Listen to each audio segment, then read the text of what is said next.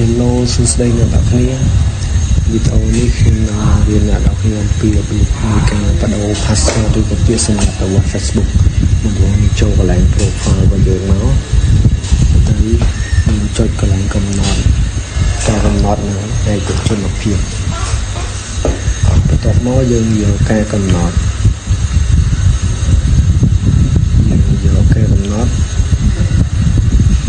តមកនេះយើងយកកន្លែងមជ្ឈមណ្ឌលគណនេយ្យពាក្យសម្ងាត់សន្តិសុខអីចឹងទៅចុចចូលកន្លែងហ្នឹងមកនេះយើងយកកន្លែងពាក្យសម្ងាត់នៃសន្តិសុខចុចកន្លែងហ្នឹងមក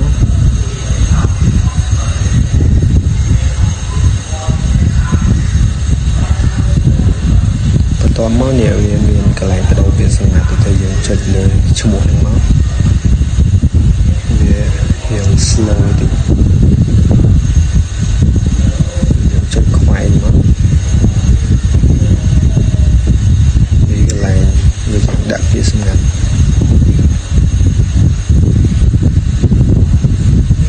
នេះកន្លែងនេះកន្លែងយើងបញ្ចូលពាក្យសម្ងាត់ថ្មីចឹងខ្ញុំវាយមកកន្លែងដូរពាក្យសម្ងាត់ថ្មីវាយខាងក្រោមមានថាយើងវាយឲ្យដូចខាងលើចុចបិទសិនវាយសម័យយើងវាយពាក្យសម្ងាត់ដែលយើងចង់បដូរដាក់ពាក្យសម្ងាត់ថ្មីដែលយើងចាំអញ្ចឹងយើងវាយឲ្យលើហ្នឹងនិងក្រោមឲ្យដូចគ្នា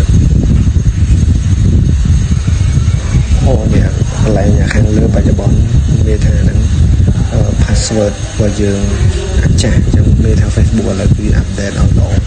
កាលមុនយើងត្រូវមានថាកាលមុនពេលយើងដូរ password អញ្ចឹងយើងត្រូវវាយអាថ្មីមកយើងចុចទៅបានយើងត្រូវវាយអាចាស់ចូលតែឥឡូវវាអាប់ដេតឲ្យមានតែកន្លែង select អាចាស់អញ្ចឹងយើងគ្រាន់តែ select អាថ្មីមកគឺយើងអាចដូរបានហើយអញ្ចឹងវាដោយសារមានបញ្ហាសុវត្ថិភាពអញ្ចឹងកន្លែងហ្នឹងអ៊ីនធឺណិតពងដាអញ្ចឹងតែវាដាក់ចោលគឺវាអូខេអញ្ចឹងវីដេអូនេះគឺមានតែប៉ុណ្្នឹងទេបើសិនអ្នកនរគ្នាពេញចិត្តនឹងវីដេអូនេះសូមកុំភ្លេចអ្នកនរគ្នាជួយចុច Subscribe និងចុចរូបសញ្ញាកណ្ដឹងដើម្បីទទួលបានវីដេអូថ្មីៗអំពីខ្ញុំបានហើយបើសិនអ្នកនរគ្នាមានចម្ងល់នៅចំណុចណាឬក៏ចង់ចេះអីដែលថ្មីអ្នកនរអាច comment មកខ្ញុំនឹងជួយចែករំលែកដល់អ្នកនរគ្នាអូខេអរគុណ